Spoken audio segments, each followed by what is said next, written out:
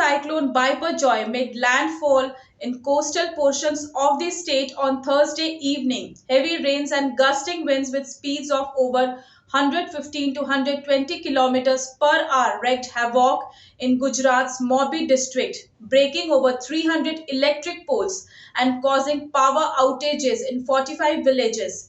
Hello, welcome to the digital platform of the Delhi Guardian. This is Sagarika Gautam with you. Officials with the Paschim Gujarat Witch Company Limited said that efforts are underway to restore power in 9 of the affected villages.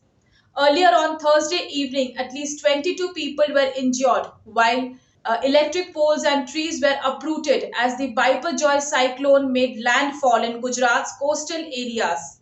In addition to this, 23 animals have also been killed, and heavy rains coupled with gusty winds brought down over 524 trees and electric poles at various places in Gujarat, snapping the supply of power to around 940 villages. So, meanwhile, the Relief Commissioner of Gujarat, Alok Pandey, said that there are chances of flash floods and intermittent rainfall in expected across Gujarat with heavy rainfall.